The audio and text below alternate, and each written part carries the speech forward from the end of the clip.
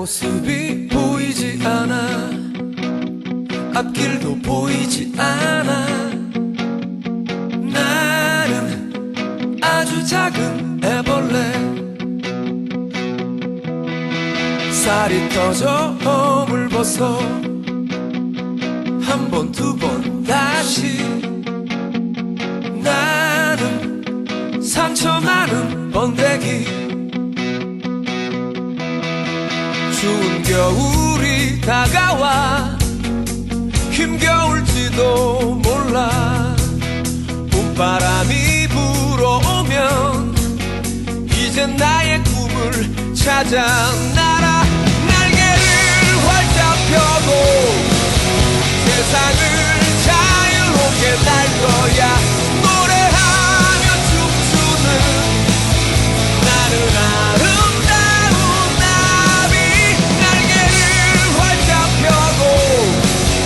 세상을 자유롭게 날 거야. 노래하며 춤추는 나는 아름다운 나비.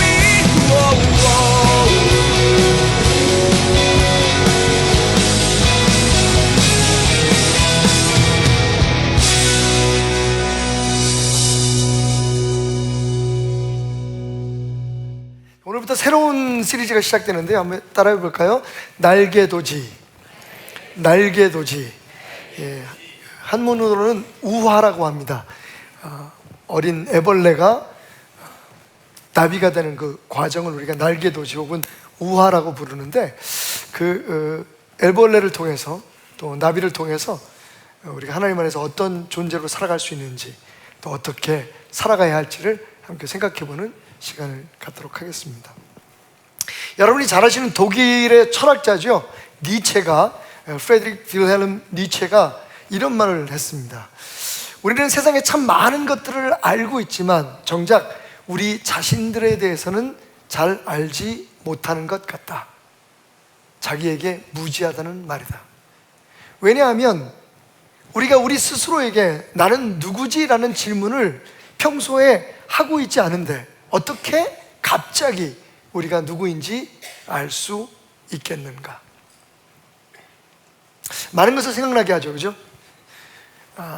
오늘도 우리는, 어제도 우리는 참 많은 것들을 알려고 했고 또 알고 있다고 생각했고, 그래서 그것들에 대해서 이야기하고 그런 대로 살아가려고 몸부림을 쳐왔습니다.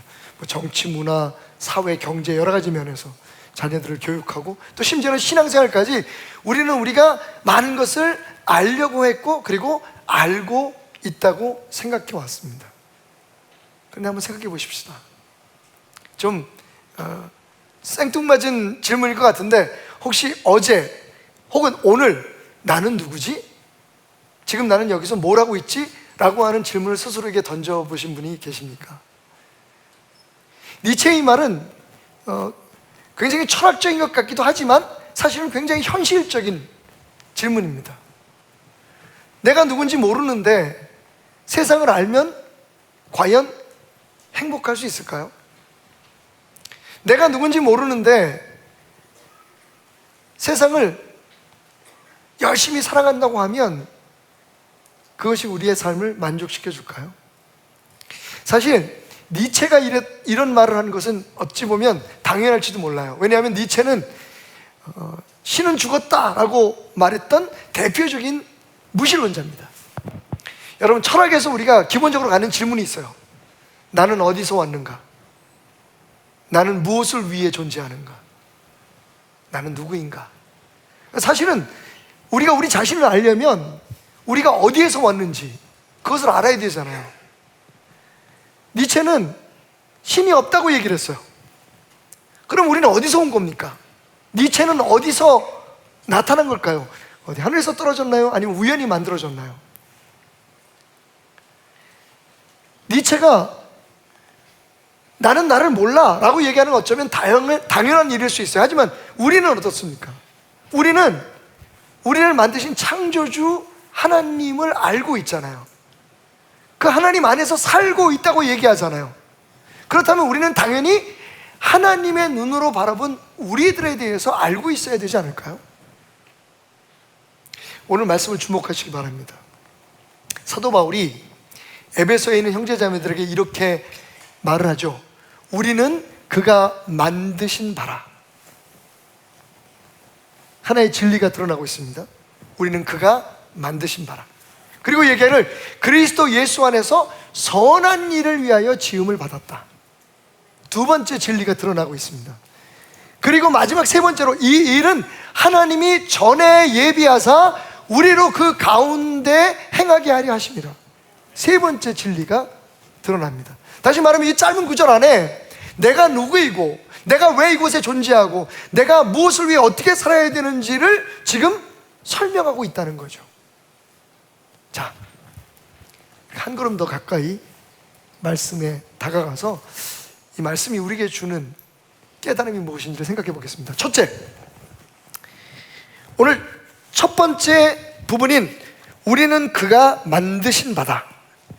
여러분, 나는요 상품이 아니라 하나님의 작품으로 만들어졌다. 그것도 어마무시한 가치가 있는 존재로 라는 사실을 오늘 우리가 이 첫 부분에서, 이 말씀의 첫 부분에서 깨달을 수가 있어요. 성경은 말합니다. 우리를 만드신 이가 있다. 하나님께서 우리를 만드셨다. 그가 우리를 만드신 바다. 근데 여러분, 여기서 만드신 바라는 말이 굉장히 재밌어요. 이 만드신 바라는 말이 혹시 어떤 분들에게는 익숙할 수 있어요. 요즘은 이 단어를 교회 이름으로도 많이 씁니다. 헬라어로 포이마, 그가 우리를 만드셨다. 영어로는 NIV 성경에는 뉴 인터내셔널 버전에는 뭐라고 얘기되어 있냐면 workmanship이라고 되어 있어요. workmanship. 조금 익숙하지 않은 단어일 수 있어요. 그것을 다른 성경에는 또 뭐라고 번역하고 있냐면 여러분이 잘 아는 단어예요. masterpiece. 걸작품이라는 뜻이에요. 우리를 만드신 이가 있는데 우리가 그냥 어디서 떨어진 게 아니고 어디서 우연히 퍽 생겨난 게 아니라 우리를 만드신 하나님이 계신데 그분이 우리를 어떻게 만드셨느냐? 걸작품으로 만드셨다는 거예요. 마스터피스로 만드셨다는 거예요. 그래서 세 번역에는 작품으로 만드셨다라고 번역하고 있어요. 여러분은 작품입니다. 근데 여러분, 재밌는 게 있어요. 하나님께서 그냥 우리를 작품으로 만드신 것에 끝난 게 아니라 작품으로 만든 우리가 망가져 버렸어. 죄로 인해서. 우리를 만드신 그분의 뜻을 모르고 그분의 진정한 가슴에 닿지 못하고 그분의 뜻대로 살지 않다가 거역하다가 우리가 망가져 버렸어요. 그랬더니 하나님께서 어떻게 하셨습니까? 그 다음 구절을 보세요. 그리스도 예수 안에서 선한 일을 위해 지음받았다. 선한 일은 잠깐 띄어내고요, 그리스도 안에서 지음받았다는, 우리가 작품으로 만들어졌는데 그냥 작품으로 만들어진 존재에서 끝나는 게 아니라 예수 그리스도 안에서 지음받았다고 얘기합니다. 이 말은 뭐냐 하면, 여러분, 우리가 무엇을 소유하려면 두 가지의 방법이 있어요. 하나는 우리가 직접 만드는 겁니다. 김치찌개를 예를 들까요? 아침에 좀 출출하실 텐데 김치찌개를 우리가 만들어 먹는 방법이 있겠죠. 근데 또 한 가지 방법은 뭡니까? 밖에 나가서 사 먹는 게 있겠죠. 우리가 뭘 소유하려면, 내 것으로 만들려면, 내 것으로 흡수하려면 어떻게 하면 되냐면 내가 직접 만들거나 아니면 돈을 주고 사거나 어떤 가치를 지불하고 사거나. 근데 여러분, 우리는요, 하나님은 우리를 두 가지 방법을 다 사용하셔서 우리를 소유하셨어요. 오늘 말씀에 드러나죠? 하나님께서 우리를 먼저 창조하셨습니다. 근데 우리가 우리 인간의 죄 때문에 나도 하나님이 되고 싶어 하는 마음, 내가 내 뜻대로 내 마음대로 살고 싶어 라고 하는 마음 때문에 우리가 창조하신 하나님의 손 밖으로 벗어났습니다. 그런 우리를 예수 안에서 십자가의 보혈의 피로 다시 우리를 사셨어요. 다시 우리를 지으셨어요. 그러니까 우리는 하나님께 두 가지의 소유되는 방법 모두를 통해서 소유된 사람입니다. 나는 하나님께서 창조하셨고, 그리고 예수 그리스도의 십자가의 피값으로 사셨다는 거예요. 그래서 우리가 그냥 작품이 아니라 어마무시한 가치가 있는 작품이라고 말씀드린 거예요. 어떤 가치가요? 예수님이 십자가에서 죽을 만큼 사랑하신 가치. 여러분, 작품과 상품이 뭡니까? 상품은 사람들이 망가지거나 잃어버려도 그렇게 큰 마음을 안 써요. 왜? 그냥 손해 봤구나라고 생각할 수는 있겠지만, 왜냐하면 상품은 계속해서 찍어낼 수 있잖아요. 똑같은 거를 자꾸만 만들어내서 그걸 돈을 주고 팔아서 이익을 얻기 위해서 만드는 것이 상품입니다. 상품은 복제가 가능해요. 재생산이 가능합니다. 다량 생산이 가능해요. 근데 여러분, 작품은 다릅니다. 그래서 모든 예술가들이 작품 활동을 하는 분들이 작품 하나에 생명을 거는 겁니다. 그리고 그 작품이 아무리 돈이 필요해도 싼 값에는 안 팔더라고요. 사실은 제가 아내한테 야단 맞을 수 있는 일인데 제가 일을 저질렀어요. 이번에 청년들과 함께 진짜 멀더라고요. 한 6시간, 7시간 차를 쉬지 않고 달려서 내려간 곳이 어디냐면 이 남해라고 하는 그 곳의 맨 끝부분이었어요. 거기서 저희가 어린아이들 첫날은 9명 오고 둘째 날은 좀 부흥이 돼서 12명인가 13명이 왔는데, 우리 청년들과 그리고 우리 그 교육위원장님, 또 우리 부장님, 장로님, 안수 집사님, 그리고 권사님들, 또 식사 도움 주셨던 우리 김인희 전사님, 이렇게 해서 우리가 간 사람이 한 30명이 넘었어요. 그러니까 8명을 위해서, 9명을 위해서, 결국 13명을 위해서 우리가 한 30여 명이 갔어요. 어린아이 하나가 왔다가 갑자기 문을 열고 선생님이 더 많네, 그리고 갈라 그래가지고 붙들었어요. 너무 행복하고 즐거운 시간이었는데, 제가 이제 저녁에 말씀을 전해야 되는데 이게 참 애매한 거예요. 첫째 날은 우리끼리 모였으니까, 이번 주제가 예수로 충만한 교회거든요. 공동체. 그래서 예수로 충만한 게 도대체 뭔가라는 것에 대해서 우리 청년들과 시간을 갖고 충분히 이야기를 나눌 수가 있었어요. 근데 둘째 날은 갑자기 그 지역에 있는 그 교회에 30여 명밖에 안 되는데 어르신들이 예배를 참석하시겠다는 거예요. 다 가장 젊은 사람이 제 나이예요. 근데 도대체 청년들 앉아있지, 거기 우리 손주들도 앉아있지, 거기 어르신들 앉아있지, 도대체 뭘 설교를 해야 될지 모르겠더라고요. 그래서 난감해가지고 우리 그 장로님들, 안수집사님들 어디 좀 잠깐 돌아보자고. 그 바닷가 너무 좋잖아요. 어디 좀 돌아보자고 해서 커피라도 한잔 마시고 오시죠. 목사님 좀 이럴 때 오셔서 쉬셔야 됩니다. 근데 제가 쉴 마음이 아니었어요. 그래서 먼저 가시라고 하고 혼자서 숙소에서 이렇게 앉아서 말씀을 준비하는데 도대체 머리가 복잡스러워가지고 정리가 안 되는 거예요. 그래서 차를 타고 나왔어요, 무조건. 그래서 해변도로를 이렇게 타고서 읍쪽으로 이렇게 차를 타고 넘어가는데 거기 아주 재밌는 카페가 하나 있는 거예요. 도자기 카페. 도자기를 직접 굽는 두 부부가 연세가 한 50대 초반? 중반쯤? 근데 진짜 멋있어요. 진짜 예술가 같아. 이거 수염도 기르고, 남편은, 부인은 아주 굉장히 단아하게 생기신 분이 커피도 끓여서 팔면서 딱 도자기를 전시해 놨는데, 딱 들어가는 순간에 저를 닮은 도자기 하나를 딱 보게 된 거예요.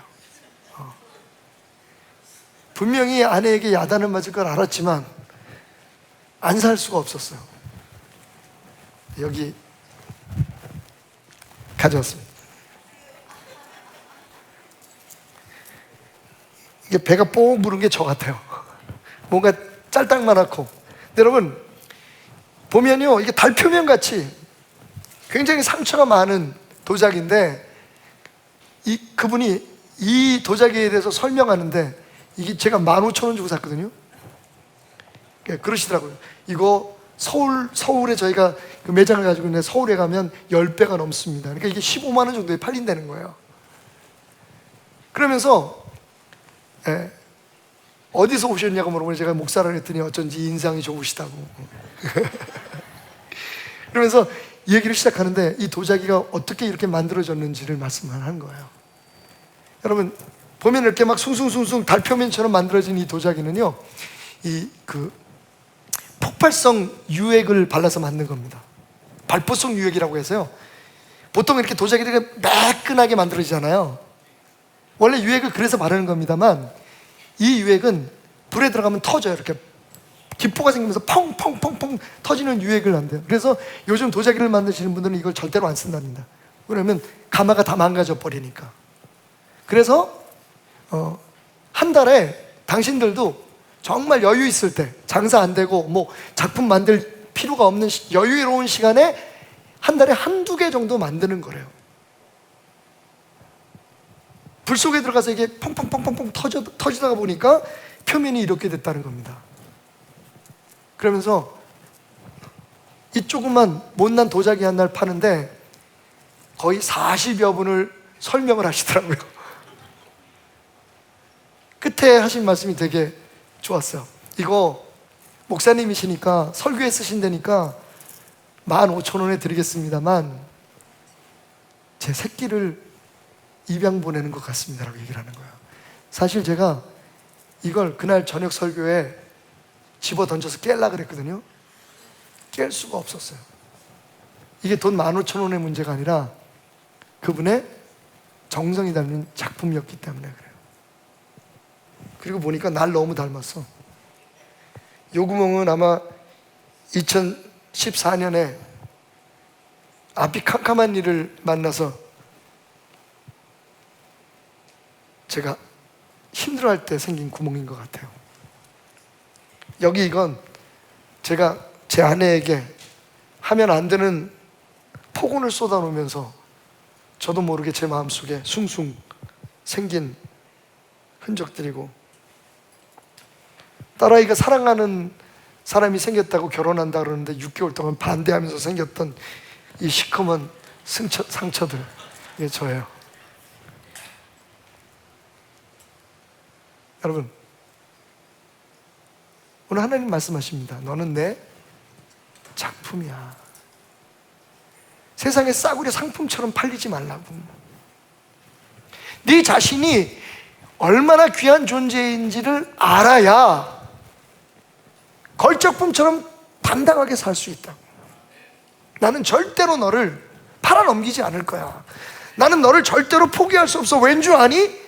나는 어마무시한 가치를 주고 너를 다시 내 것으로 만들었기 때문이야. 십자가에서 피 흘려 죽기까지 너를 위해서 내가 너를 만든 그 목적대로 살아갈 수 있도록 너를 통해서 이루기를 원하는 그 꿈을 이루기 위해서 너를 내 생명을 주고 샀으니까.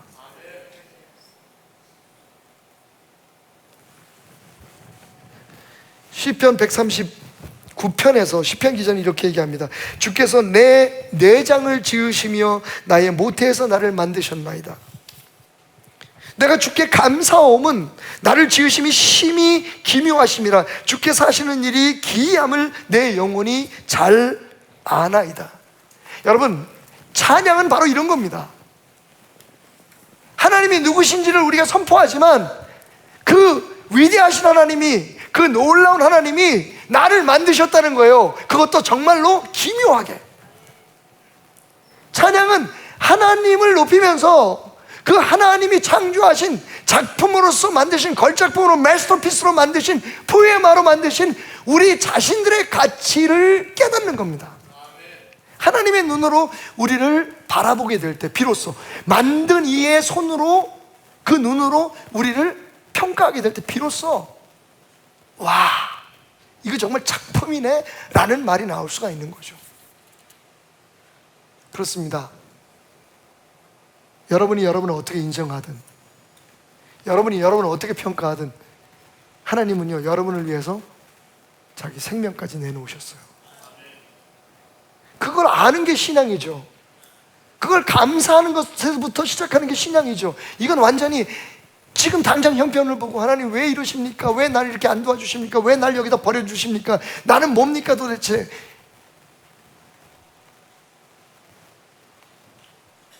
여러분은 하나님의 걸작품이십니다.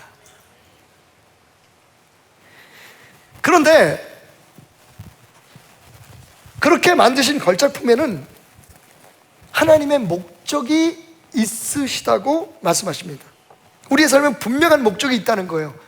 그것이 하나님의 꿈, 그리고 세상의 희망이 되게 하시려는 것입니다. 자,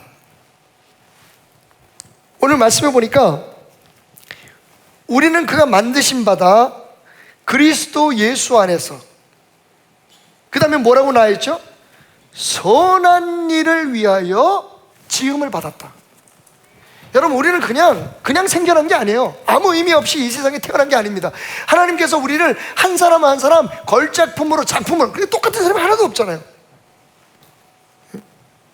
하나님 우리를 한 사람 한 사람을 만드셨는데 그냥 외형적인 것만 만드신 게 아니라 우리의 존재 자체만 만드신 게 아니라 우리는 만드실 때 각자를 위한 하나님의 선한 뜻을 이루시기 위한 목적을 가지고 만드셨다는 거예요. 할렐루야. 목적을 가지고 만드셨다는 거예요. 그러니까 여러분, 하나님의 눈으로 내가 정말 어떤 사람인가, 왜 예수는 나를 위해서 십자가에 피 흘려 죽기까지 하였는가, 그 가치를 생각하면서 우리가 또 놓치지 말아야 될 게 뭐냐면, 그럼 왜 예수님께서, 왜 하나님께서 나 같은 사람을 위해서, 내 스스로도 나를 인정하지 못하는데 나 같은 사람을 위해서 십자가에 피 흘려 죽기까지 나를 사랑하셨을까? 그 목적이 뭘까? 하나님은 말씀하십니다. 너를 향한, 너의 안에 내 꿈이 있다. 여러분, 그 하나님의 꿈, 그 하나님의 선한 계획을 깨달을 때 비로소 우리가 어떻게 살아야 될지가 나오잖아요. 지금 우리가 하고 있는 거, 우리가 살아가는 방법은 하나님의 선한 계획과는 사실 솔직히 별로 관계가 없습니다. 우리가 원하고 우리가 바라는 대로 살아가기를 원하는 거죠.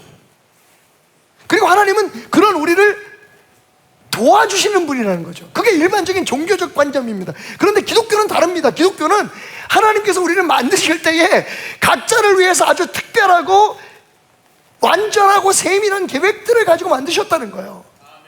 여러분, 이것을 깨닫지 못하고, 이것을 알지 못하고, 어떻게, 그것을 인정하지 못하고 어떻게 우리가 이 세상에서 하나님의 걸작품으로 살아갈 수 있겠어요? 그럼 그게 뭘까요 도대체? 하나님의 선하신 뜻이 뭘까요? 여러분, 로마서 8장 29절을 보면 그 선하신 뜻이 뭐냐면, 하나님께서 미리 아신 사람을 미리 정하시사 뭐라고요? 그분의 아들을 닮게 하기 위해서 부르셨다고 얘기합니다. 할렐루야.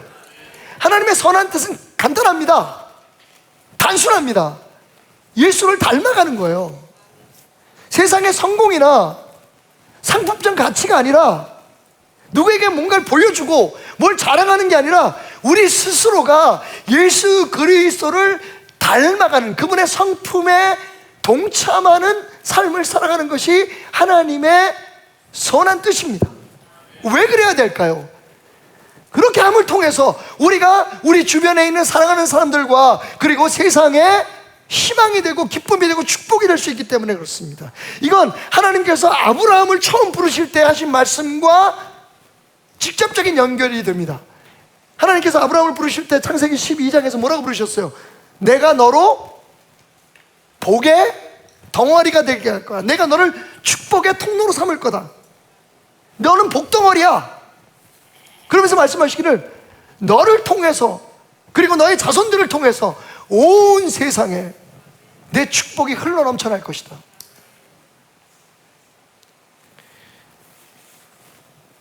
여러분, 우리가 무엇이 되고 무엇을 하고도 중요하지만 진짜 중요한 건 하나님께서 우리를 창조하신 선한 뜻, 즉 예수 그리스도를 그 삶의 현장에서, 그 되어짐 속에서 실천하는 겁니다.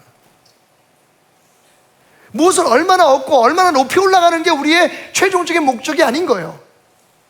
우리가 어디만큼 올라갔든지, 우리가 어느 위치에 있든지, 우리가 어떤 상황에 있든지, 무엇이 됐든지 그곳에서 진짜 가장 원초적인 authentic purpose of God, 우리를 창조하신 하나님의 가장 원초적이고 근본적인 목적은 하나님의 아들의 성품을, 예수 그리스도를 닮아가는 거예요.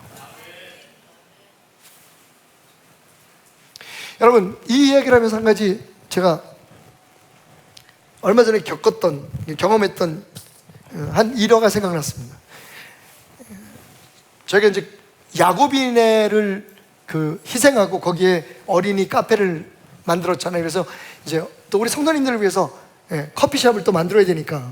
그런데 그냥 만들 수는 없잖아요. 그래서 뭔가 좀 저는 제 머릿속엔 지금 플랜테리어라고 하는, 다시 말하면 약간 식물들을 가지고 이렇게 데코를 하는 그런 생각을 가지고 있었어요. 그래서 여기저기를 지금 우리 박철주 목사님 또 성훈이 전사님하고 셋이서 이제 돌아다니면서 여기저기 사진도 찍고 구경을 하는데, 그러다가 배가 고파가지고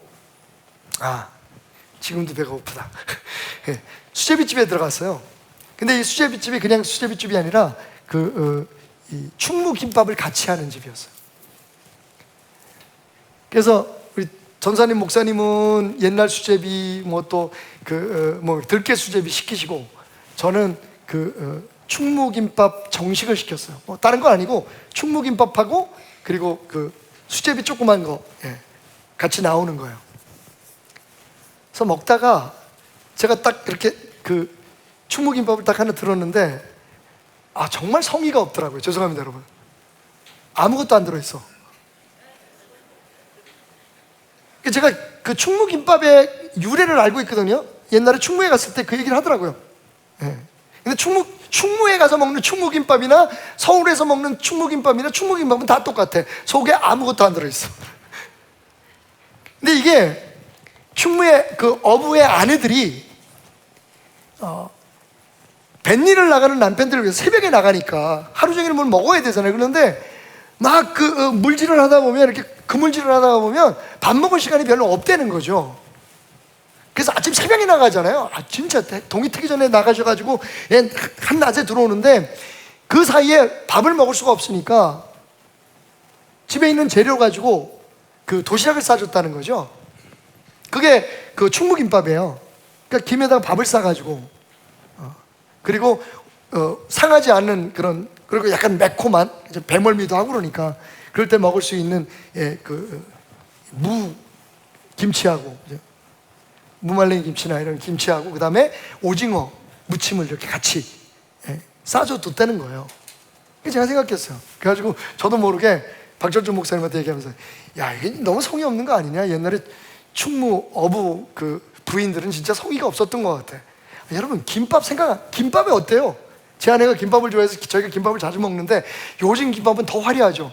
하여튼 김밥 안에는 적어도 노란 색깔의 단무지가 들어가고, 그 다음에 시금치 좀 싫어하는 사람들이 있어서 안 들어가는 것도 있지만, 어쨌든 파란 색깔의 시금치라든지 미나리를 집어넣는 사람들이 있더라고요. 집어넣고, 거기다가 또 뭐 들어가야 될까? 소시지 안 들어가면 안 되지, 그지? 소시지 들어가고, 요새 고부도 들어가고, 요새 볶은 멸치, 거기다 또 마요네즈, 고추장, 여러분, 진짜 김밥은요, 보기만 해도, 요즘 해외에서 우리나라 김밥이 되게 인기가 좋답니다.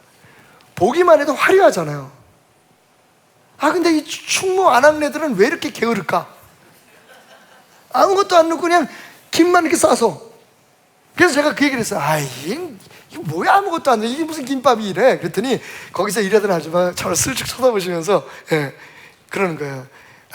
손님 그런 얘기 하지 마세요. 왜요? 그랬더니 거기 뭐 많이 들어가면요 빨리 상해요. 제가 충무 어머니들의 마음을 몰랐던 거죠. 많이 들어가면 보기 좋죠. 많이 들어가면 먹기 좋죠. 근데 여러분, 김밥에는 재료가 많이 들어가서 화려해질수록 빨리 상합니다. 그러니까 하루 종일 떼약볕에서 일을 해야 될 남편들을 위해서 상하지 않은 음식을 주려면 다른 방법이 없어요. 김에다가 밥을 싸고 대신 다른 반찬들을 옆에다가 사이드로, 왜 이렇게 군침이 도냐? 그래서 제가 앞으로는 충무김밥 먹을 때마다 우리 조상들의 지혜를 생각하면서 축복하면서 먹어야겠다. 여러분, 우리를 향한 하나님의 계획은 충무김밥 같아요. 아주 심플합니다. 언제 어디서든지 상하지 않고 모든 사람에게 은혜가 되고 축복이 되는 거예요. 근데 여러분, 우리는 자꾸 거기다 뭘 쳐 집어넣으려 그래. 응? 막 뭔가를 자꾸 쳐 쑤셔 넣으려 그래. 심지어는 내 것도 아닌 것도 가짜로 막 만들어서 집어넣어. 도대체 이 소세지가 뭘로 만들었는지도 모르는데 막 갖다 집어넣고 이것저것 그냥 화려하게, 예? 색깔만 그 단무지도 뭔 물을 들였나 왜 이렇게 예뻐? 맛은 또 입안에서 달달해. 물론 옛날처럼 그 단무지 공장에 쥐들이 막 이렇게 올라다니지는 않겠지만 요새는 정말, 예? 뭐 굉장히 위생적으로 잘 만들 거 아니에요. 하지만 문제는요, 거기에 그렇게 많이 들어가서, 그래서 요즘은 점점 밥이 얇아져. 김밥인데, 여러분, 김밥 이름에 다 그 원재료가 다 들어있잖아. 김밥이 뭐예요? 김으로 밥을 싼 게 김밥이에요. 단무지밥이라고 얘기 안 해요, 그죠? 소세지밥이라고 얘기 안 해요. 왜? 김밥이 원래의 주재료고 거기에 이제 뭔가 첨가가 될 때 그 맛이 있는 거지. 오늘 선생님들 가운데 음식점 하시는 분들이 고기를 끄덕끄덕 하시는데, 여러분, 많이 들어가면 다 좋을 것 같지만, 화려하면 다 좋을 것 같지만 문제는 있어요. 그러니까 여러분, 정말 우리가 우리의 인생에 허무하고 혹은 답답하고, 어떨 때는 정말 열심히 사는데 왜 이러지? 내 삶에는 왜 이렇게 풀리는 게 없지? 그런 것들에서 벗어나서, 어둠에서 벗어나서 빛 가운데 날아가는 나비처럼 자유로움, 지금 내 형편간의 상황과 관계없이, 내 수입과 내 위치와 관계없이 정말 내 마음속에 그 평안과 기쁨과 자유함이 있으려면 여러분, 충무김밥이 돼야 돼요. 우리를 만드신 하나님의 뜻을 제일 먼저 생각해야 된다는 거예요. 또 어디 가서 무엇이 되든지 하나님이 우리를 성공하게 하시든지 아니면 그 과정을 겪게 하시든지, 심지어는 음침하고 답답한 상황에 우리를 놓아주실지라도 그때도 우리의 창조하신 하나님의 목적은 변하지 않는다는 거.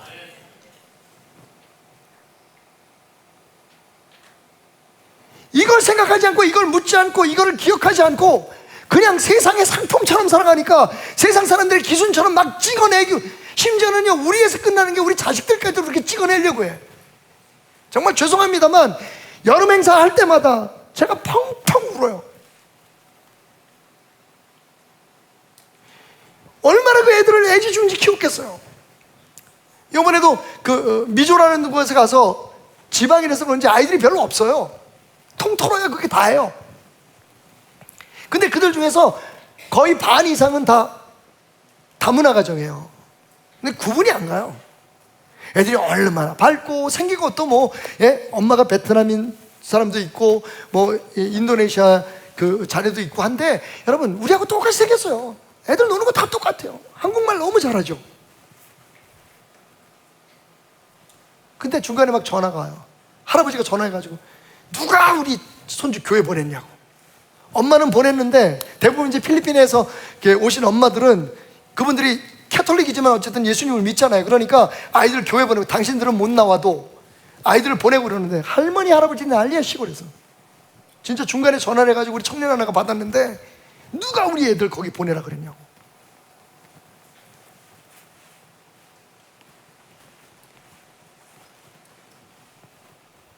아이들이 자유함이 없어요. 불안해요. 왜? 지금 엄마가 나한테 시킨 게, 아빠가 나한테 시킨 게 있다는 거예요. 그걸 해야 되는데 그게 대부분 다 우리들의 생각 밖으로 벗어나지 못하니까 아이들을 다 세상의 상품으로 만들려고 하는 거야. 너 이렇게 돈 많이 벌고, 너 이렇게 성공하고, 너 잘 되고, 뭐 어떻게 돼서. 그 상품이죠, 상품. 자기 삶의 진정한 가치가 흘러나오고 뿜어나오는 작품을 만들어줘야 되잖아요. 하나님이 다 다르게 만드셨는데 왜 다 똑같이 찍어내려고 하는, 그게 안 되면 짜증을 내고, 자기도 못했으면서. 그러니까 아이들을 보면 가슴이 울리는 거예요. 아픈 거예요. 그 어린애들이 뭘 합니까, 여러분? 정말 죄송하지만 제가요, 아이들의 마음을 열기 위해서 가끔 질문을 해요. 야, 니네들 중에 니네 자신 싫은 사람? 여러분, 애들이 손 들어요. 7살, 8살짜리 애들이 손을 들어요. 엄마 아빠가 이혼한 게 너 때문이라고, 자기 자신 때문이라고 생각했던 사람 손 들어봐. 손을 들어요. 마지막으로 제가 분위기 봐서 진짜 그런 아이들이 많으면 꼭 한 가지 마지막으로 질문해요. 나만 이 세상에 없으면 우리 가정은 행복하고 나만 없으면 엄마 아빠도 행복했을까라고 생각하는 손 들어봐. 여러분, 손 드는 애들이 있어요. 10살, 11살짜리 애들이.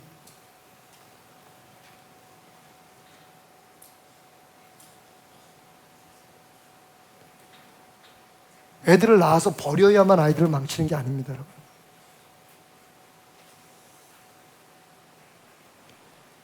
내가 세상에 나온 게 먹고 살고 유명해지고 성공하는 것이 다라고 생각하고 아이들을 키워보십시오, 여러분. 그러면 당연히 경쟁 속에서 몸부림쳐야 하고 내가 누군지도 모르고 잘하는 거예요, 여러분. 예쁜 애들 보면, 나보다 예쁜 애들 보면 왜 나는 저렇게 못생겼을까? 예뻐지고 싶으니까. 제일 예뻐지고 싶으니까. 나보다 공부 잘하는 애 보면 나는 왜 저렇게 공부 못하지? 매일 그러고 사는 거예요. 사업도 마찬가지. 그래서 어른이 됐어요. 다 자기 그릇이고 형편이 있는데 주어진 곳에서 정말로 행복하게 사는 모습을 보여주고 어렵고 힘들어도 정말 나는 하나님의 사람이라는 걸 보여주고 살아야 되는데 그 삶의 형편과 그때의 자기가 이뤄놓은 업적들과 그 상황에 따라서 사람들이 너무 불행해지는 거야. 얼마 전 정말 세계에서 굉장히 유명한 테니스 선수의 이야기를 들었어요. 책에서 읽었어요. 테니스를 잘 치고 싶었어요. 누구보다도 안세영이처럼 배드민턴 잘 치고 싶었어요. 1등이 되고 싶었어요. 오우진처럼. 근데 여러분, 1등은 항상 한 명이잖아요. 누구나 다 성공할 수 있는 건 아니잖아요, 그죠? 이번에 올림픽을 보면서 정말로 가슴이 뿌듯했던 건 여러분 다 느끼셨을 거예요. 별로 올림픽에 관심도 많지 않으셨겠지만 망했대요, 이번에. 시청률이 0%래. 와, 왜 그럴까요? 이제는 승부에 관심이 없는 거예요, 사람들이. 여러분 젊은 애들 봤죠? 4위하고도 너무 좋아해. 오히려 그 협회 회장님들 다 노땅들, 그죠? 그 임원들, 꼰대들만 와, 어쩔 줄 몰라요. 이번에 성적이 안 좋아서. 선수들은요 너무 행복해요.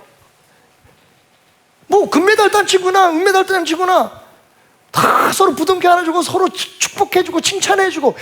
야, 여러분, 세상이 달라진 건가요? 아니면 생각이 달라진 건가요? 우린 그렇게 못 살았어요, 솔직히.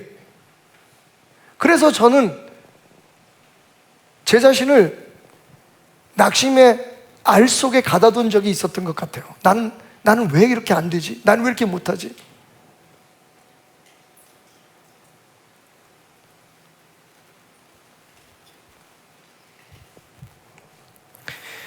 이번 설교를 준비하면서 가장 큰 영감을 준 책은 여러분 잘 아시는, 벌써 50년 됐어요. 반세기가 됐네요, 책이.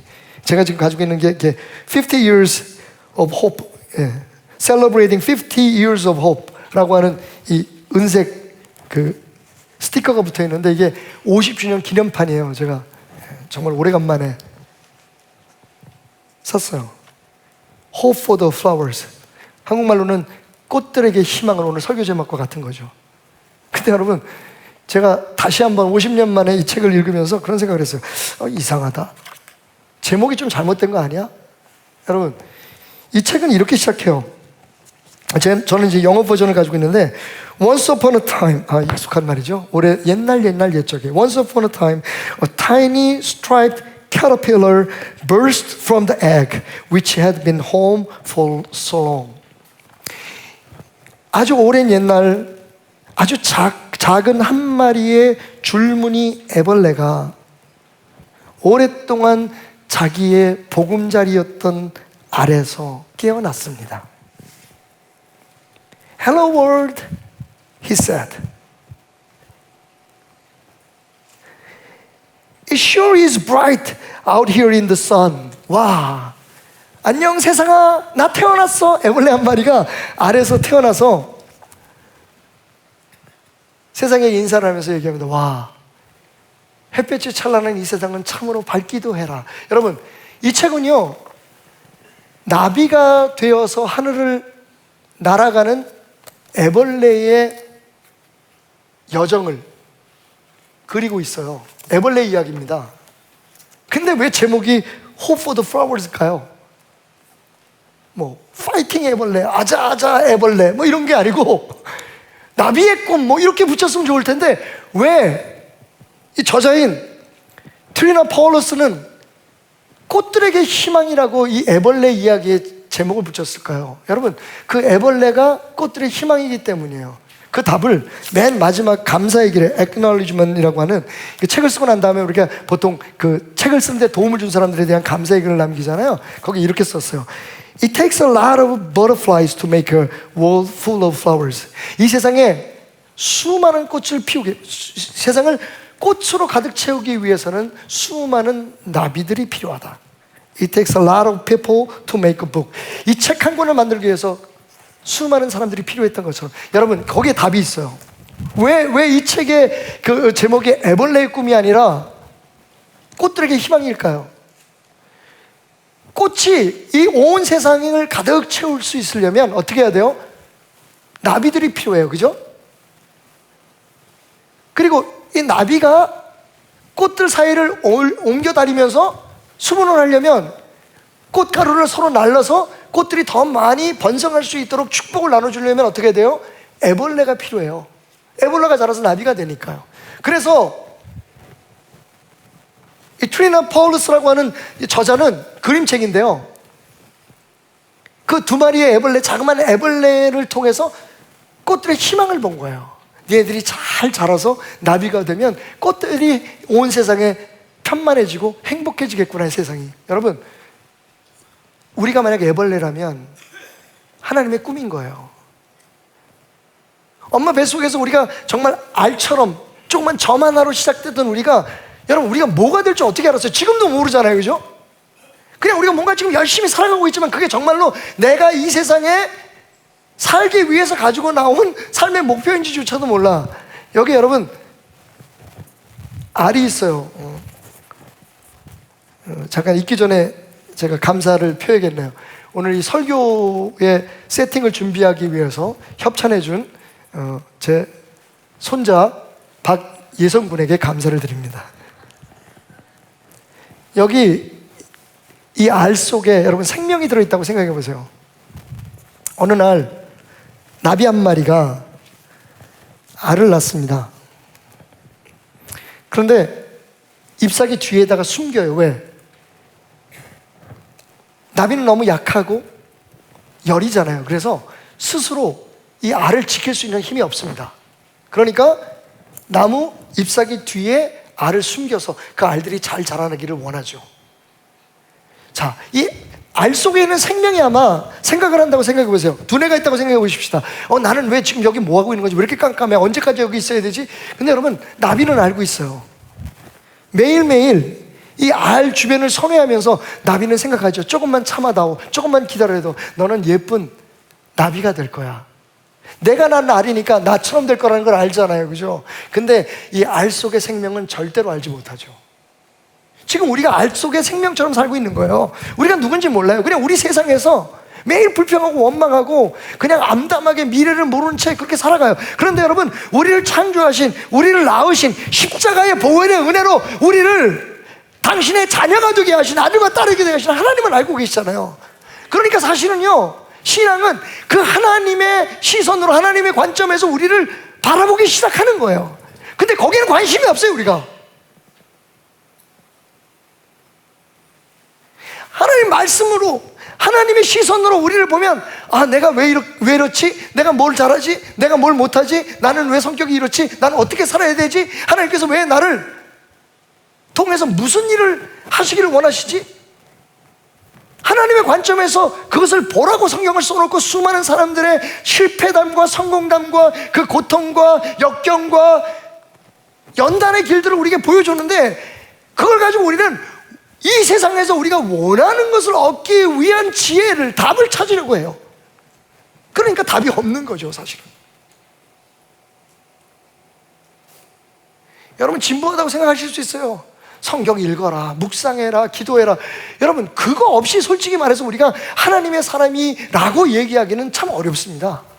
하나님을 그냥 알고 믿는 사람이지, 하나님의 사람이 되려면 하나님께서 우리를 창조하신 그 목적대로 그분의 아들을 그래도 닮아갈 수 있는 그 길에 서 있으려면 어떻게 해야 돼요? 하나님이 나를 왜 어떻게 창조하시는지에 대한 진지한 질문들이 있어야 돼. 하나님의 눈으로 나를 봐야 되는 거예요. 나는 왜 이렇게 알 속에서 매일 이렇게 깜깜하게 앞날도 모르고 이러고 살아야 되지? 주변의 모든 세상은 왜 나한테 항상 적대적이지? 왜 나를 잡아먹으려고 하는 많은 곤충들과 벌레들과 무서운 것들만 세상에 있지? 하나님의 눈으로 보면 아직은 완전히 피어나지 못하고 성장하지 못했지만 하나님의 걸작품이 틀림이 없는데, 세상에 빛이 되고 소금이 되고 여러분의 사랑하는 사람들 속에 여러분들이 축복 덩어리가 돼서 살아가라고 하나님께서 우리를 창조해 놓으셨는데, 그 뜻을 모르고 내가 누군지를 모르니까 사랑하는 사람 마음에 대못을 받고, 사랑한다고 말로 하면서 전혀 사랑하는 사람이 해서는 안 될 행동들을 하잖아요. 그래서 이렇게 상처 많은 도자기가 되는 거예요.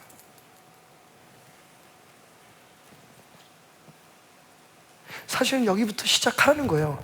너희는 하나님께서 창조하신 걸작품이다. 하나님이 목적 없이 너희를 창조하셨겠느냐?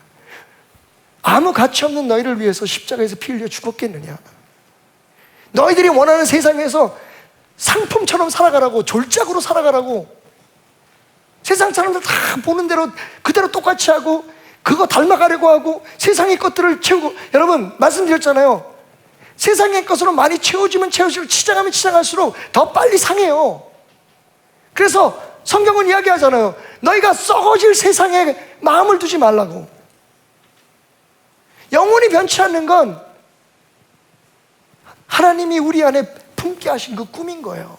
저 천국까지 찬송 부르며 가져갈 수 있는 거. 그러니까 너무 실망하지 마세요. 너무 좌절하지 마세요. 그렇게 하는 이유가 뭐냐면, 하나님을 지금도, 당신을 지긋한 눈으로, 사랑의 눈으로 바라보는 하나님과 눈을 마주치지 못하기 때문에, 지금 여러분 열심히 여러분이 원하는 길을 가면서 하나님 보고 지금 따라오라 그래요. 나 좀 도와달라 그래요. 또 한 번 얘기하지만, 반복적으로 얘기하지만, 여러분 지금 세상이 교회를 혐오하고 손가락질하는 이유가 뭡니까? 세상보다 못해서가 아니에요. 여러분 세상보다 못하세요? 착하게 사시잖아요. 불쌍한 사람들을 위해서 헌금도 하고 좋은 일 많이 하시잖아요. 뭐해서 우리 나쁜 짓 해요? 그런데 왜 세상에 욕을 얻어먹습니까? 세상에서 사는 모습이 세상 사람들하고 똑같기 때문에 그래요. 자기네들과 다르지 않으니까 욕하는 거예요. 예수 믿는 사람은 그러면 안 된다고 생각하는데, 똑같이 놀고 똑같이 행동하고 똑같이 죄 짓고 똑같이 말하고 아무것도 다른 게 없는데 뭘 칭찬할 겁니까? 왜 그래요? 내가 누군지를 하나님의 눈으로 바라보지 못하기 때문에 그래. 난 그렇게 살 사람이 아닌 거예요. 내가 좋아하는 대로, 내가 원하는 대로, 내 욕구와 욕망이 시키는 대로 살아갈 사람이 아닌 거예요, 나는.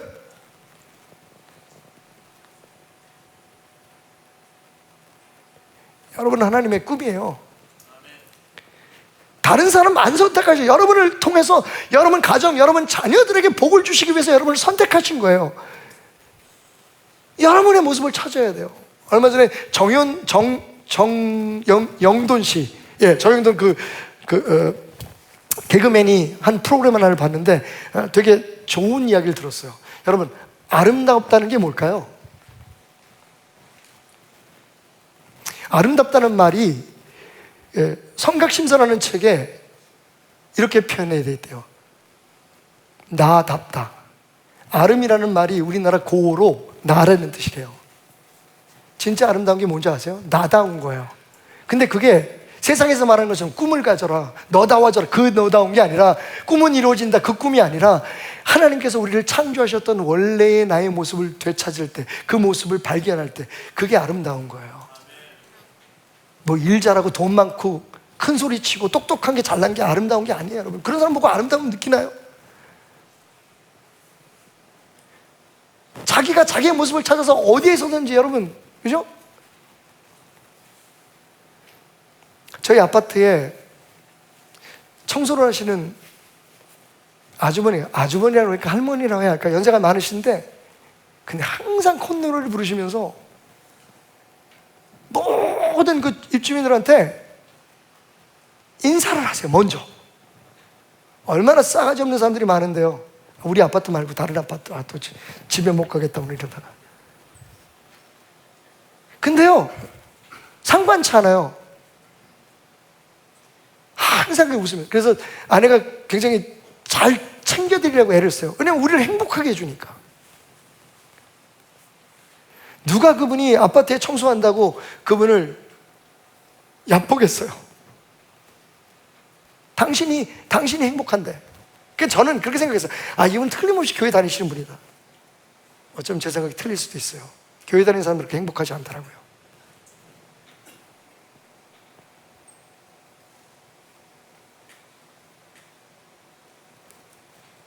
저 축구협회 회장님이나 배드민턴 회장님은 그렇게 유명하신데 왜 저렇게 울상일까요? 왜 저 정치하시는 분들은 진짜 짜증나. 자기답지 못하잖아요 지금. 뭔가에 의해서 끌려가고 세상에 상품을 만들잖아요. 제가 제일 최고급 상품을 만들어도 상품은 상품인 거예요. 하나님의 혼이 들어가 있는, 하나님의 사랑이 담겨있는 예수 그리스도의 피로 발라서 만들어낸 새로운 피조물이 아닌 거잖아요. 오늘 말씀을 정리하면서 마지막으로 드리고 싶은 말씀은, 그러니까 여러분 졸작으로 살지 말고 걸작으로 사시라는 거예요. 누가 뭐라 그래도 여러분답게 사시라는 거예요. 아름답게 사시라는 거예요. 성도답게 살라는 거예요. 제발 세상 본받지 말고, 세상 본받는 걸 뭐 그렇게 자랑스럽게 생각합니까? 뭐 그렇게 뻔뻔하게 생각합니까? 교회가 말이지 세상을 못 따라가. 여러분 그런 거 있죠? 근데 세상을 따라가면 교회가 교회입니까?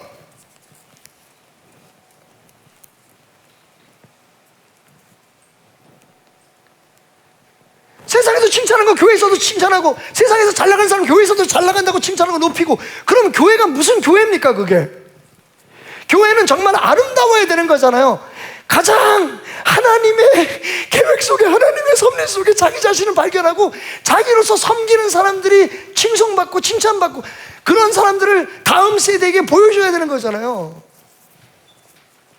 우리가 돈 보여주고 우리가 능력 보여주고 내가 뭐 성공했다는 거 보여주려고 교회 나옵니까? 만약 그런 것이 교회라면 제일 적합하지 않은 사람이 저일 거예요.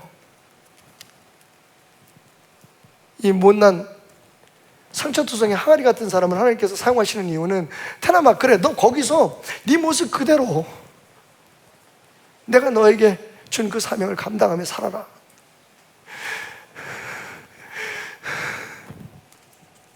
때론 그게 오늘 우리가 불렀던 찬양처럼 바보스럽게 느껴질 때도 있을 거예요. 우리 목사님 도대체 세상이 어떻게 돌아가는지 몰라. 저는 세상이 어떻게 돌아가는지 알고 싶지 않아요 여러분. 우리 목사님은 도대체 돈 개념이 없어. 그건 좀 문제예요.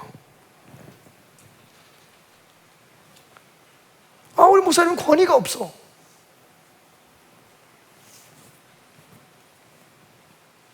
주변에 좀 자기 편 드는 사람, 좀 힘 있는 사람 좀 두면 얼마나 좋아.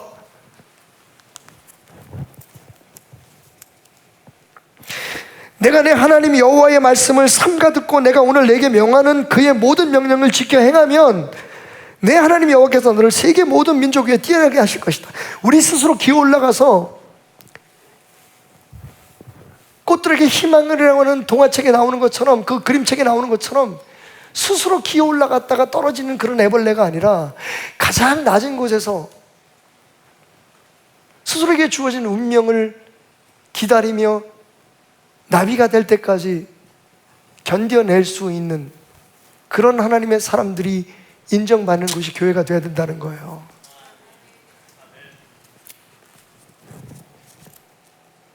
하나님 말씀하시잖아요.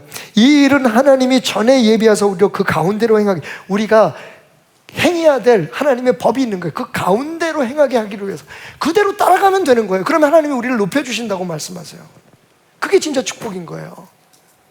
우리가 하나님 도와서 이룬 게 축복이 아니라, 우리가 기도 많이 해서 뭘 어떻게 성취한 게 그게 축복이 아니라, 우리가 하나님의 말씀대로 따랐더니, 하나님이 우리를 창조하신 그 목적대로 살았더니, 하나님 말씀대로 살려고 몸부림쳤더니 하나님이 우리를 통해서 빛을 발하게 하시고, 우리를 통해서 하늘을 날게 하시고, 모든 세상에, 여러분 지금 여러분 열심히 하고 있잖아요. 생각을 바꾸시면 돼요. 여러분 하고 있다는 걸 다 때려치고 다 선교사로 가려는 얘기가 절대 아니에요. 여러분 그것도 또한 하나님의 뜻을 어기는 거예요. 그것도 나를 종교적인 상품을 만들어가는 거예요. 다 목사가 되는 것도 상품이에요, 여러분. 하나님이 목사가 되게 창조하셨으면 그 사람은 찾아가서 목사가 되는 거고, 돈 많이 벌어서 교회를 위해서, 불쌍한 사람들을 위해서 헌신하고 복음을 전하는데 동참하게 하시는 분은 그렇게 하셔야 되고, 우리의 목표는 뭐가 되는 게 아니에요. 하나님이 우리를 그렇게 되게 하실 것을 믿고 하나님의 뜻대로 우리의 삶을 거기에 맞춰 드리는 거예요. 여러분, 이런 생각이 우리 대한민국에 자리 잡기 전에 대한민국에서 하는 모든 회개의 집회나 예배는 다 의미 없습니다. 우리는 구원받으면 그 다음에 축복이잖아요, 그죠? 여러분 아닙니다. 구원받으면 그 다음에 증인이 되는 거예요. 그게 성경입니다. 그런데 지금 회개 기도하면서 뭐라고 기도하는지 알아요? 다시 한국교회를 회복시켜 주셔서 다시 많은 사람들이 모여들게 해달라고. 그거 여러분 하나님 뜻 아니에요. 하나님 뜻은 교회에 사람들이 모여드는 게 아니라, 나 한 사람이 하나님의 걸작품을 알고 내 삶의 현장에서 내 자녀들에게, 내 사랑하는 사람들에게 축복의 통로가 되는 거예요. 어떤 축복? 하나님 나라의 축복을 흘려보내는 사람이 되기를 원하는 거예요. 자기 연민에서 벗어나서, 나는 왜 이럴까? 내 주변의 모든 것들이 나를 이렇게 만들고 있어. 불평 원망하는 데서 벗어나서, 여러분 이 자그마한 알 하나가 기다리고 기다려서 한 마리의 나비가 되듯이 말이죠.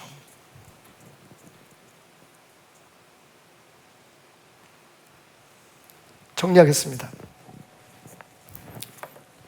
우리는 하나님께서 만드신 걸작품이에요. 첫째, 우리를 만드신 분이 계십니다.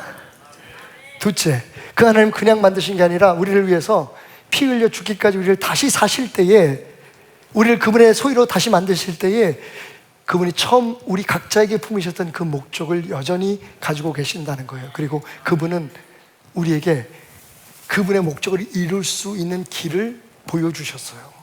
그걸 찾아서 그대로 살려고 하는 게 우리의 신앙의 목표가 되어야 돼요.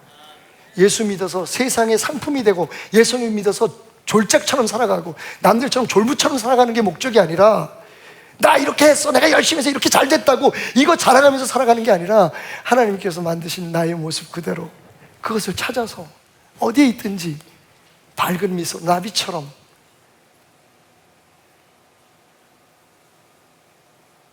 주의 사랑을 나눠주며 살아가는 것. 이 지역에서 목회를 하셨던 한희철 목사님이라고 계세요. 정릉감리교회 목사님이셨는데 오래전에 계셨어요. 글을 참 잘 쓰시는데, 얼마 전에 그 한희철 목사님이 남기신 글 하나를 읽었어요. 시골에서 목회를 할 때인데, 그 시골에서 방치되는 아이들을 위해서 이 목사님이 놀이방을 하나 만든 거예요. 그리고 아이들과 함께 닭을 키우기 시작했대요. 닭을 키워서 아이들한테 이제 그 닭 키우는 것에서 생명의 존중한, 그리고 생명의 신비, 하나님의 창조의 신비를 깨닫게 해주고, 그리고 거기서 알을 낳으면 그걸 가지고 아이들 먹이기도 하고. 근데 정말 재밌고 놀라운 일이 벌어진 거예요. 암탉 한 마리가 갑자기 자리에서 일어나지 않고 며칠을 모이도 안 먹고 구석에 처박혀서 뭔가를 품고 있더라는 거죠. 당연히 우리는 알죠. 그게 알이었던 거예요. 애들이 가서 먹이를 주고 막 소란을 피워도 이 암탉은요, 죽으라고 자기 자리를 사수하는 겁니다. 근데 그때가 장마가 시작되기 바로 직전에서 너무너무 습하고 더웠대요. 닭이요, 털이 다 빠지고, 특히 가슴에 털, 나중에 보니까 가슴 털이 다 빠져서 걷지도 못하더래요. 왜? 알을 계속 배에다 품고 이걸 굴리면서 부화할 때까지 데펴줘야 되니까. 자기 가슴 털이 다 빠지고 온몸에 털이 막 푸석푸석해지고 아무것도 먹지를 못해가지고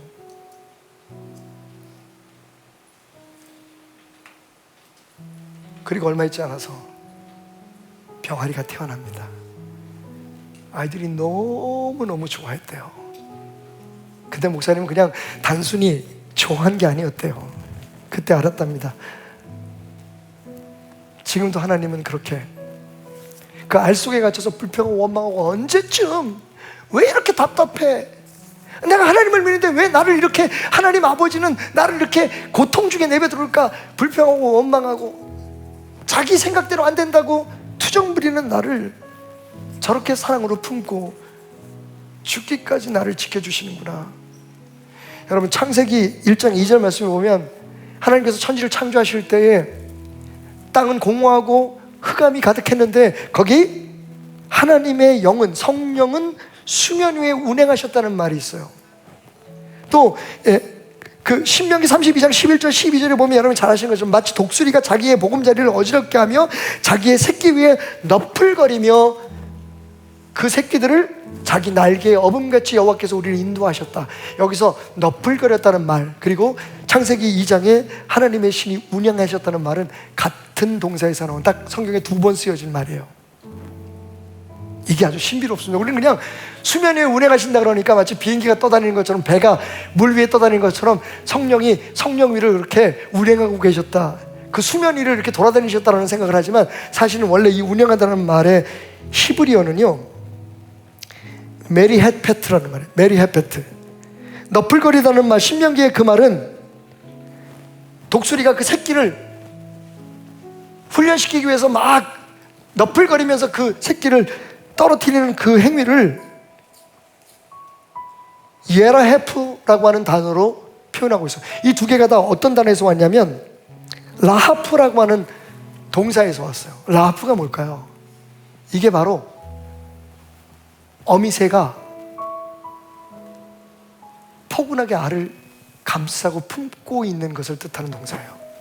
그러니까 라하프 그러면 누가, 엄마가 아이를 그 품에 포근히 안아 감싸다 라는 뜻을 가지고 있어요. 그리고 어미새가 알을 부화시키기 위해서 자기 가슴털이 다 빠질 때까지, 여러분 힘있게 찍어 누르면, 내가 지쳤다고 거기 확 주저앉으면 알이 깨지겠죠. 온몸에 긴장을 풀지 않고 그 알을 계속 몸에 돌리면서 자기 털이 다 빠질 때까지 맨살로 그 알을 데펴서 부화시키는 것 같은 행위를, 그리고 어린 독수리를 날게 하기 위해서 그 위험을 무릅쓰고, 그 독수리는 불평하고 원망하고 두렵겠지만 그 독수리를 둥지에서 너풀거리며, 우리가 생각할 때 굉장히 터프한 행위로 느껴지잖아요. 거친 행위 같지만 사실 그게 아니에요. 그렇게 너풀거림까지도 사실은 어미새의 사랑이었던 거죠.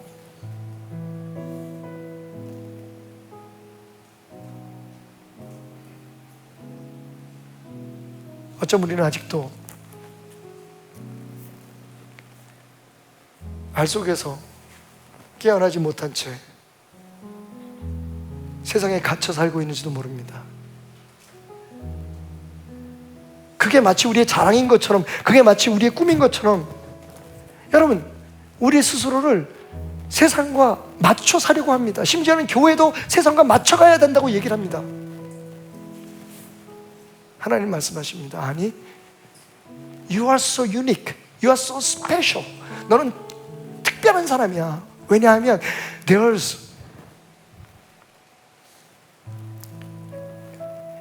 anyone exactly like you.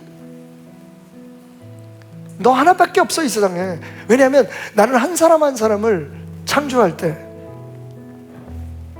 한 사람 한 사람에게 사명과 꿈을 주고 너희를 통해 내 꿈을 펼쳐나갈 것을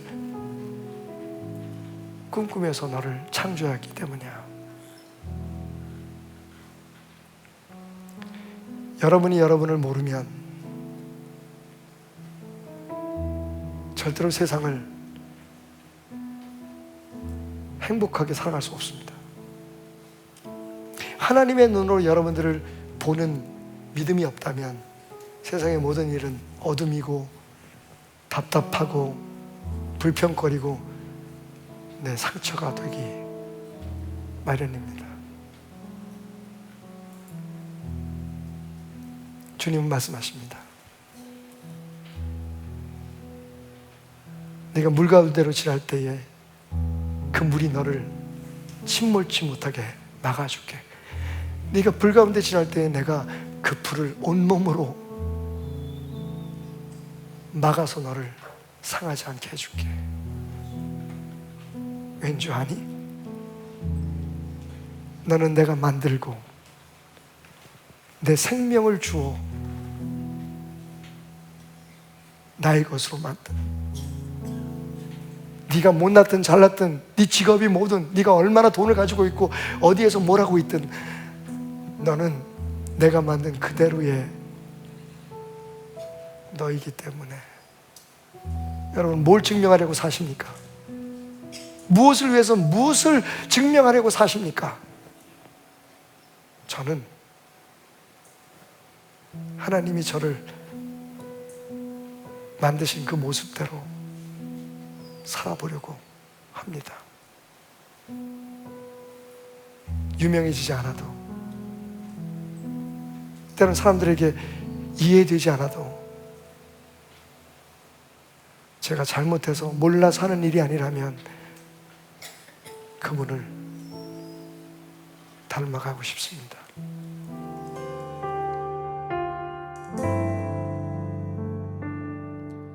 여호와는 너에게 복을 주시기를 원하며 너를 지키시기를 원하시며 여호와는 그 얼굴을 너를 향하여 드사 은혜와 평강 주시기 원하노라. 여호와는 너에게 복을 주시기를 원하며 너를 지키시기를 원하시며 여호와는 그 얼굴을 너를 향하여 드사 은혜와 평강 주시기 원하노라. 너를 보배롭고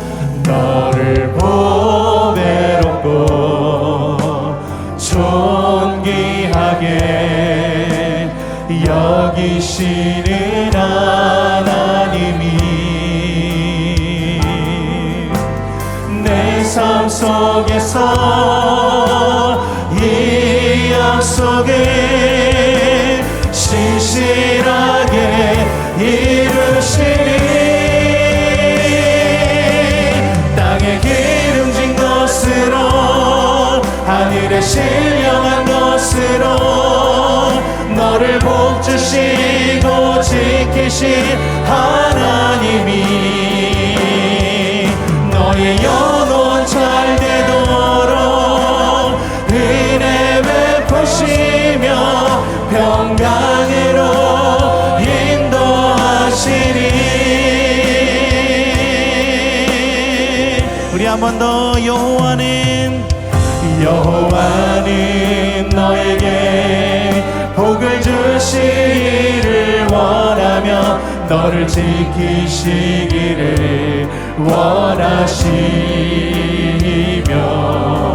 여호와는 그 얼굴을 너를 향하여 드사 은혜와 평강 주시기 원하노라. 너를 보배롭고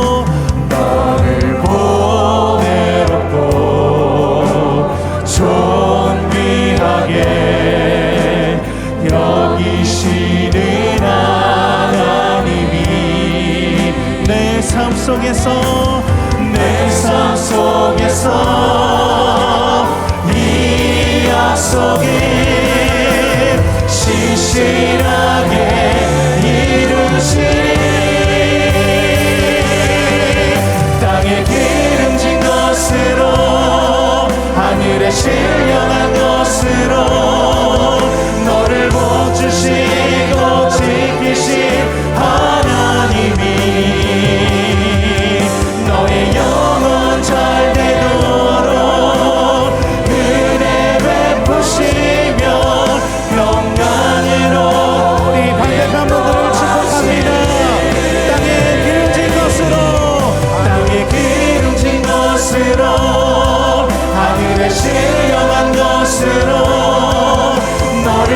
복 주시고 지키신 하나님이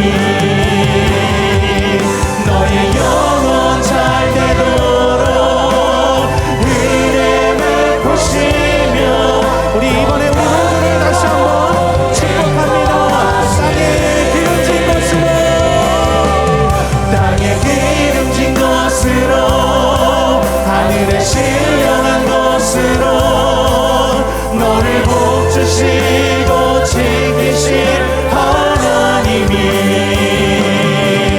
너의 영혼 잘 되도록 은혜 베푸시며 평강으로 우리 마지막으로 한번 축복합니다. 땅에 기름진 것으로 땅에 기름진 것으로 하늘에 신령한 것으로 너를 복 주시고 지키신 하나님이 너의 영혼 잘 되도록 은혜 베푸시며 평강으로 인도하시니 평강으로 인도하십니다. 평강으로 인도하시니 평강으로 인도하시니 할렐루야. 오늘도 내게 복을 주시고 지키시고 평강으로 인도하실 주님을 찬양합니다. 오늘도 지키시고 복 주실 하나님을 찬양합니다. 우리 같이 하나님께 기쁜 마음으로 박수치며 찬양할 텐데요. 우리 다 같이 일어나서 하나님 앞에 찬양하며 나가겠습니다.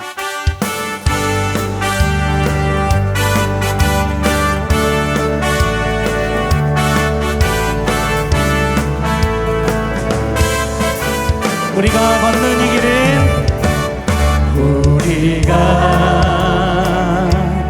걷는 이 길은 보기에 조그마며 찾는 힘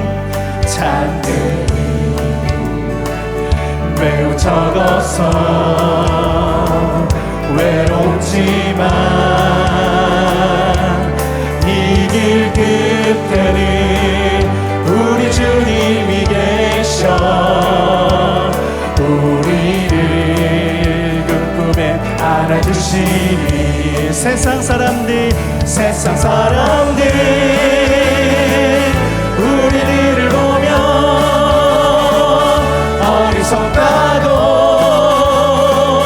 조롱하지만 이 길을 가는 자마다 영원히 주와 살리라. 우리가 걷는 이 길은 보기에 좁고 험하며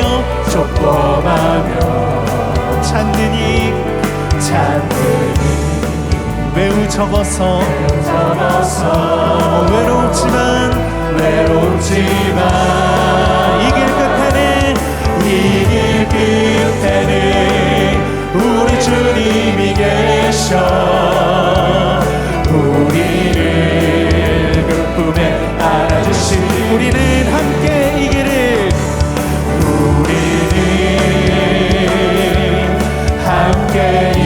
길을 선택한 형제자매요 영원한 주의 나라의 백성이기에 서로 도우며 서로 손을 잡아주며 이 길을 함께 걸어갑시다. 세상 사람들 우리를 보며 어리석다고 조롱하지만 이 길을 가는 자마다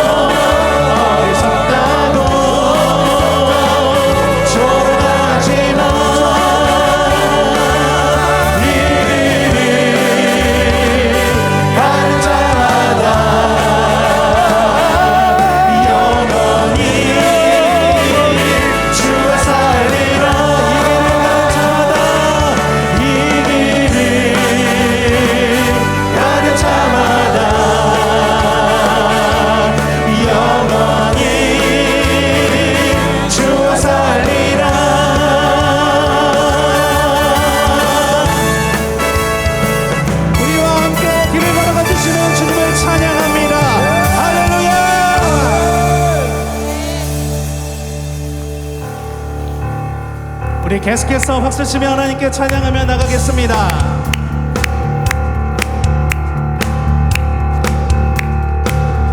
예수를 나의 구주 삼고 성령과 피로써 거듭나니 이 세상에서 내 영혼이 하늘의 영광 누리도다. 우리 한 번 더 예수를 나의 구주 삼고 성령과 피로써 거듭나니 이 세상에서 내 영혼이 하늘의 영광 누리도다.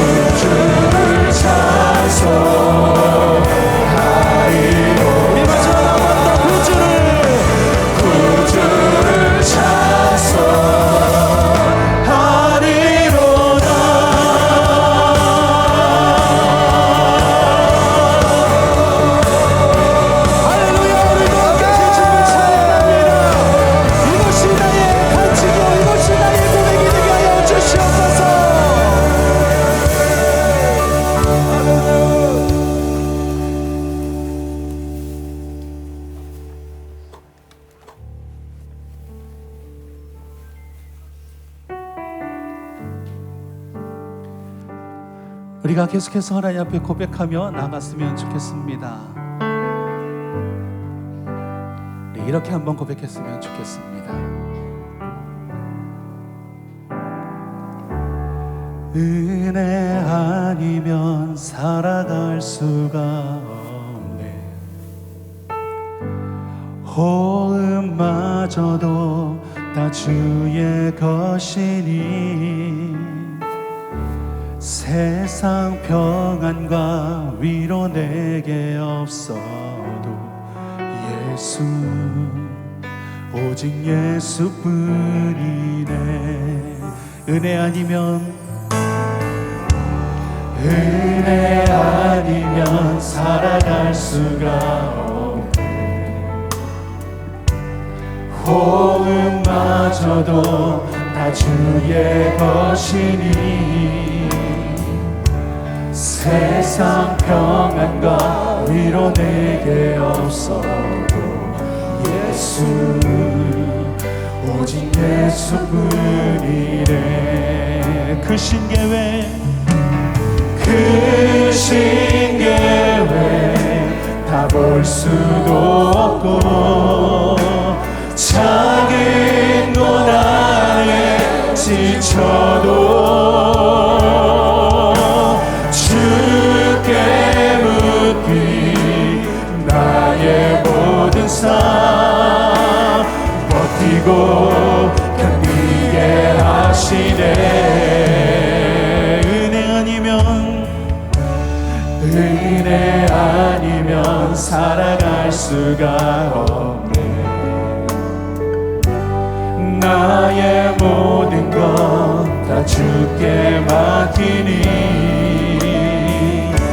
참된 평안과 위로 내게 주신 주 예수, 오직 예수뿐이네. 우리 고백합니다. 그 신계획